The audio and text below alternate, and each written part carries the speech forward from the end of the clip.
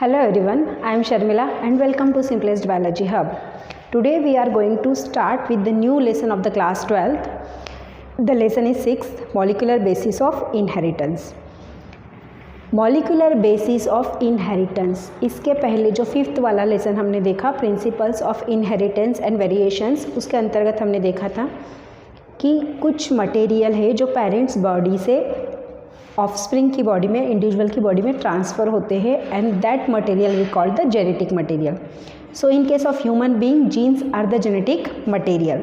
तो जीन्स किस चीज़ से बनी है, क्या मॉलिक्यूलर बेसिस है उसका, क्योंकि हमें पता है कि हर कोई जो चीज़ है वो आपकी केमिकल कंपाउंड के द्वारा बनी है. मे बी वो केमिकल कंपाउंड ऑर्गेनिक हो सकते हैं, मे बी इनऑर्गेनिक हो सकते हैं. तो ऐसे कौन से केमिकल कंपाउंड्स है जिनके द्वारा आपका इनहेरिटेंस का जो फैक्टर है दैट इज़ जीन वो बना है. तो सबसे पहले उसको एक्सप्लेन करने से पहले what is the genetic material, यही कुछ साल पहले आपके साइंटिस्ट है या लोगों को पता नहीं था कि जेनेटिक मटेरियल एक्चुअली है क्या. जो जीन्स कहा जाता है जो डीएनए के ऊपर लोकेटेड है, तो DNA as a genetic material, यही कंसेप्ट यहाँ पे क्लियर नहीं था. तो कुछ साइंटिस्ट के द्वारा कुछ एक्सपेरिमेंट किए गए थे और उस एक्सपेरिमेंट के द्वारा ये साबित किया गया था कि DNA as a genetic material. ये तो पता था कि पेरेंट्स की बॉडी में से कुछ तो ऐसे ट्रेट है जो नेक्स्ट जनरेशन में जाते हैं एंड नेक्स्ट जनरेशन में जाके ट्रांसफ़र होते हैं या एक्सप्रेस्ड होते हैं, बट वो एक्चुअल ट्रेट्स क्या थे इसके ऊपर आपका रिसर्च करने के बाद पता चला. तो 2 साइंटिस्ट के द्वारा यहाँ पे एक्सपेरिमेंट रखे गए थे जिनके द्वारा DNA as a genetic material को प्रूफ करने के लिए कुछ उनने सीरीज़ करी एक्सपेरिमेंट की, उसी के बारे में हम यहाँ पे डिस्कस करेंगे. So the first scientist is Griffith. Griffith experiment के अंदर ग्रिफिथ ने कुछ ऑब्जर्वेशन किए, उसके अनुसार कौन सा मटेरियल है जो एज ए जेनेटिक मटेरियल है उसको साबित करने की कोशिश की. So he work on bacteria and which bacteria, streptococcus pneumonia.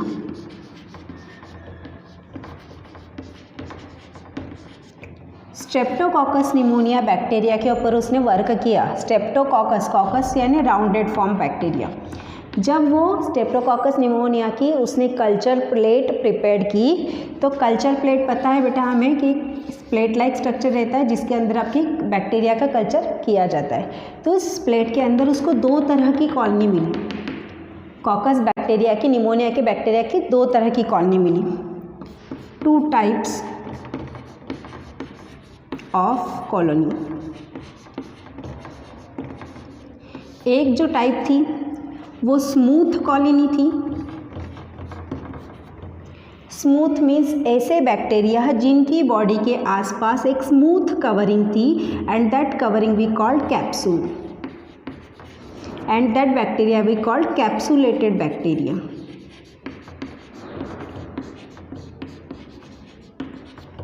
और एक और कॉलोनी मिली जिसके बाहर किसी भी तरह की कोई कैप्सूल प्रेजेंट नहीं थी. तो these are the rough colony, rough bacteria, that we also called non capsulated bacteria.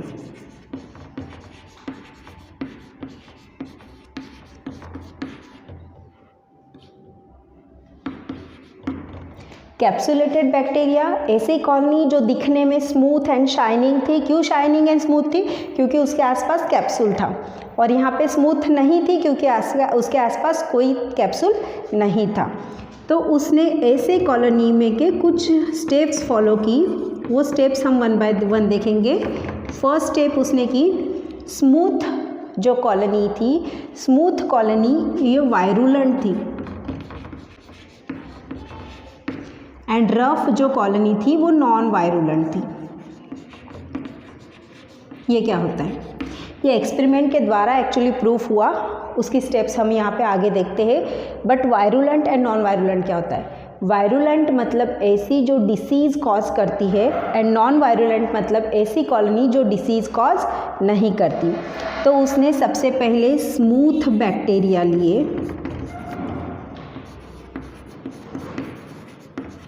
उसको इंजेक्ट किया, इंजेक्ट इन माइस, उसको इंजेक्शन में लिया और उसको माइस की बॉडी में छोड़ दिया. So the mice will be die. Mice ख़त्म हो गया. जैसे ही वो उसकी बॉडी में इंजेक्ट हो गई, माइस ख़त्म हो गया. मीन्स इस एक्सपेरिमेंट के थ्रू ये प्रूफ हुआ कि जो स्मूथ कॉलोनी के बैक्टीरिया थे वो निमोनिया कॉज करते थे. किसकी वजह से ख़त्म हुआ? निमोनिया की वजह से. वो निमोनिया कॉज करते थे एंड माइस की वहाँ पे डेथ हो गई. देन स्टेप सेकंड में उसने किया, rough bacteria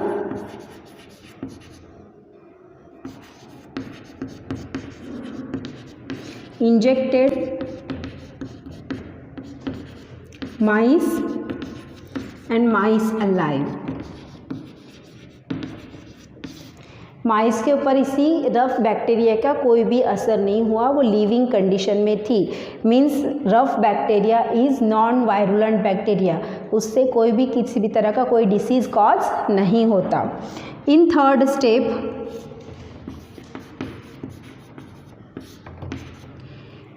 he used heat killed smooth bacteria. We called it strain. Bacteria कौन? स्ट्रेन का. Heat killed smooth bacteria. अब क्या किया उसने? बैक्टीरिया का जो सॉल्यूशन था उसको उबाल लिया, गरम कर लिया, बहुत हीट किल्ड कर लिया. अब हमें पता है कि हीट किल्ड करने के बाद जो भी आपका ऑर्गेनिक मॉलिक्यूल है वो अपना स्ट्रक्चर चेंज करता है. तो हीट किल्ड करने की वजह से वो हीट किल्ड स्मूथ स्ट्रेन उसने इंजेक्ट किया माइस के अंदर.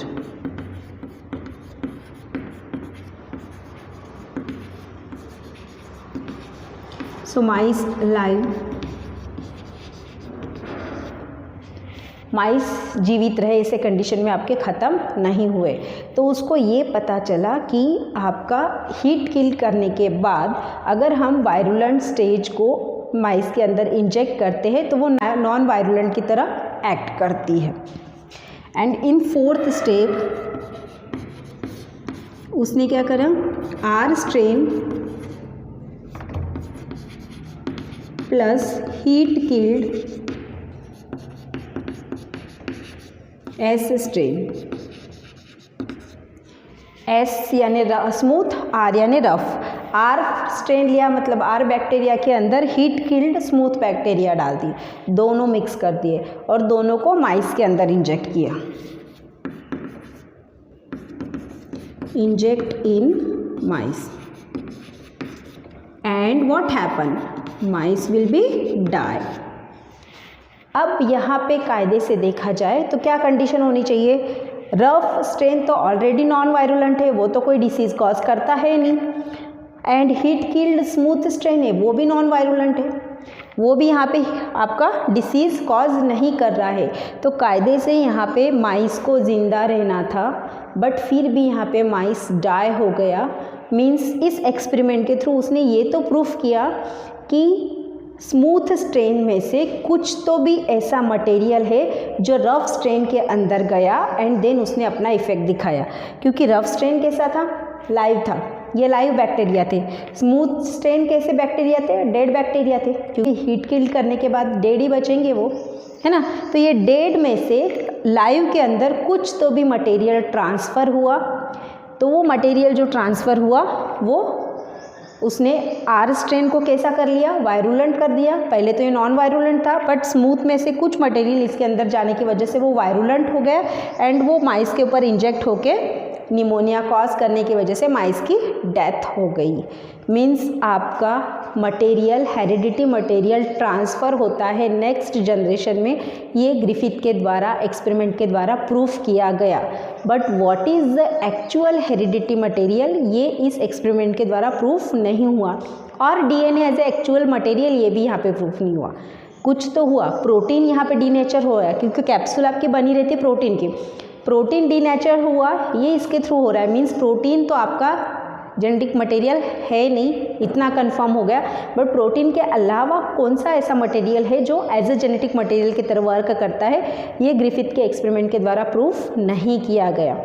बट ये कंसेप्ट रखा गया था ग्रिफिथ के द्वारा to prove what is the genetic material actually and what is the material which is transferred in the next generation for the variations, और कुछ ट्रेड दिखाने के लिए कौन सा ऐसा मटेरियल है जो नेक्स्ट जनरेशन में आपका ट्रांसमिट होता है। ग्रिफिथ के एक्सपेरिमेंट के बाद दो साइंटिस्ट ने और एक एक्सपेरिमेंट किया और वो थे आपके मार्शे एंड हर्शी मार्शे के द्वारा आपका एक्सपेरिमेंट, माथा के द्वारा एक एक्सपेरिमेंट किया गया जिसके through DNA as a genetic material आपका प्रूफ होता है। उस एक्सपेरिमेंट के बारे में हम यहाँ पे अभी बात करेंगे।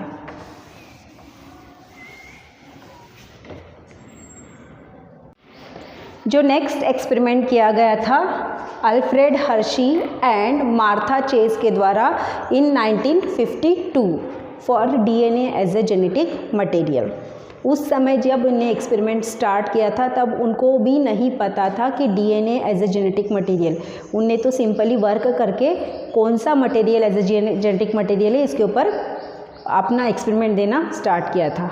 तो उनने वर्क किया था वर्क ऑन वायरस। कौन से virus? That we called bacteriophages. Bacteriophages क्या होते हैं बेटा, हमें पता है, ऐसे वायरस जो सिर्फ आपके बैक्टीरिया को ईट करते हैं, bacteria eating virus, that we called bacteriophage. Work structure कैसा होता है आपका, ये उसका हेड रीजन, ये neck region and these are the leg part. Head region ये कैप्सूल बनी रहती है जो प्रोटीन की है। नेक रीजन के हेड रीजन के अंदर एज अ मटेरियल रहता है, जेनेटिक मटेरियल।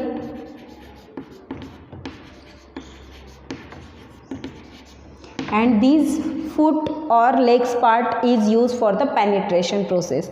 इस तरह का आपका वायरस का स्ट्रक्चर होता है। तो आपकी जो स्टेप है उनने जो एक्सपेरिमेंट किया वो 3 स्टेप में उनने कंप्लीट किया। So the 3 steps are infection, penetration and blending. So firstly we talk about infection. Infection करने के लिए उनने 2 तरह का रेडियो आइसोटोप्स को यूज़ किया था एक्चुअली। पहले हम उसके बारे में बात कर लेते हैं यहाँ पे। Use 2 radio isotopes. एक था आपका P34 एंड दूसरा था S35, P32 and S35। Bacteriophages को लिया, उन बैक्टीरियोफेजेस को P32 और S35 से रेडियो एक्टिव किया, उनके कल्चर प्लेट में ये रेडियो एक्टिव मटेरियल डाल दिए। तो ऑब्वियसली रेडियो एक्टिव मटेरियल उनके जेनेटिक मटेरियल के साथ कंबाइन हुए एंड जब वो आगे वाली जनरेशन में ट्रांसफ़र होंगे तो ये भी उसके साथ ट्रांसफ़र होंगे। तो ऐसे 2 स्ट्रेन लिए उनने and first process step complete की, दैट इज़ द इन्फेक्शन। इन इन्फेक्शन कौन से बैक्टीरिया लिए? बैक्टीरिया लिए E coli. E coli bacteria के ऊपर आपका इनने पेनिट्रेशन किया, बैठ गए एंड देन इन्फेक्शन किया। इन्फेक्शन किया मतलब यहाँ पे आके वो आपके स्टेबल हो गए। बैक्टीरियोफेजेस ई कोलाई बैक्टीरिया के ऊपर आके स्टेबल हो गए। ये ई कोलाई का जेनेटिक मटेरियल है। In second stage penetration. Infection means उसने सिर्फ बैक्टीरिया की कल्चर प्लेट ली, ई कोलाई बैक्टीरिया की कल्चर प्लेट, उस कल्चर प्लेट के अंदर आपके रेडियो एक्टिव जो मटेरियल थे, एक कल्चर प्लेट में P32 के रेडियो एक्टिव मटेरियल और दूसरी कल्चर प्लेट में S35 के रेडियो एक्टिव मटेरियल के जो बैक्टीरियोफेजेस थे उसको इंजेक्ट कर दिया। इंजेक्ट करने के बाद दोनों का इन्फेक्शन हो गया उस पर्टिकुलर कल्चर प्लेट के ई कोलाई बैक्टीरिया के ऊपर। पेनिट्रेशन में क्या हुआ, ये जो बैक्टीरियोफेजेस थे या वायरस थे उनने अपना जेनेटिक मटेरियल यहाँ पे छोड़ दिया। अब जेनेटिक मटेरियल यहाँ पे छोड़ने के बाद दैट इज़ द पेनिट्रेट होना, उनने अपना जेनेटिक मटेरियल बैक्टीरियल बॉडी में पेनिट्रेट हो गया। बैक्टीरियल बॉडी को क्या लगा, बैक्टीरियल बॉडी का जो डीएनए लगा, इसको लगा कि ये मेरा ही मटेरियल है, तो उसने अपने जेनेटिक मटेरियल के साथ उसको जोड़ लिया, क्योंकि एक जैसा था, जेनेटिक मटेरियल तो एक जैसा था, तो उसको लगा कि ये मेरी ही बॉडी का जेनेटिक मटेरियल है। हमने देखा है कि बैक्टीरियल बॉडी में एक एक्स्ट्रा डीएनए रहता है, एक्स्ट्रा डीएनए जेनेटिक मटेरियल रहता है, तो उसको लगा कि ये तो मेरी ही बॉडी का जेनेटिक मटेरियल है, तो उसने अपने जेनेटिक मटेरियल के साथ उसको जोड़ दिया। That process we called penetration. And third process है ब्लेंडिंग। अब हमने क्या किया, दोनों कल्चर प्लेट में जब P32 bacteriophages and S35 bacteriophages डाल दिए गए, उन बैक्टीरियोफेजेस ने अपना जेनेटिक मटेरियल ई कोलाई बैक्टीरिया के अंदर डाल दिया। ई कोलाई बैक्टीरिया ने अपना जेनेटिक मटेरियल समझ के उसको अपने जेनेटिक मटेरियल के साथ कंबाइन कर लिया। देन हमने एक जेनेटिक मटेरियल की प्लेट में से लिया मटेरियल एंड दूसरी जेनेटिक मटेरियल की प्लेट में से मटेरियल लिया और उसको सेंट्रीफ्यूग कर दिया।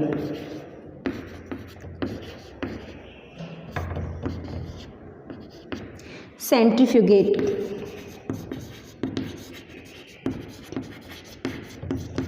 The culture.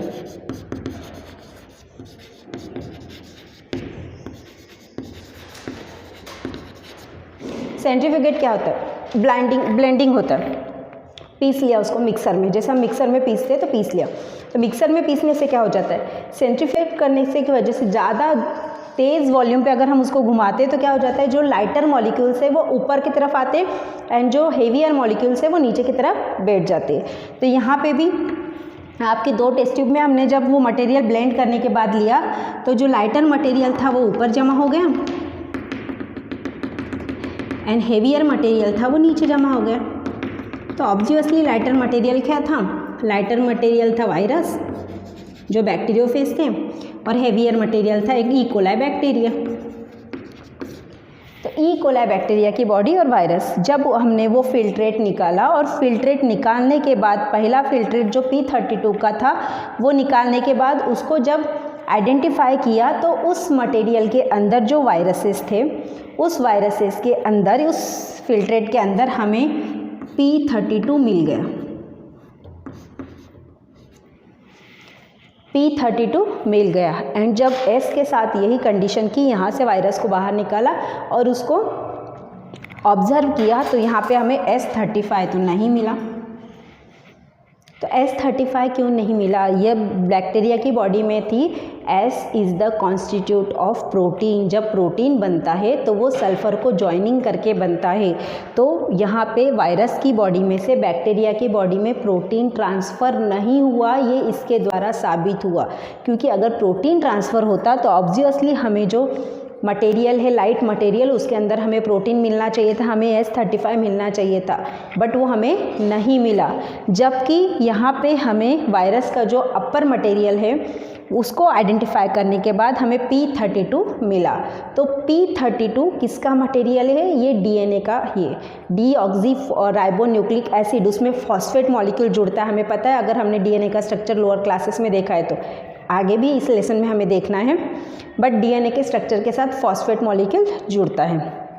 तो ये फॉस्फेट ही तो ट्रांसफ़र हुआ आगे वाली जनरेशन में, ये फॉस्फेट मॉलिक्यूल ही आपका ट्रांसफ़र हुआ, जिसकी वजह से हमें ये उसके जो बॉडी के है वायरस की उसके अंदर मिला।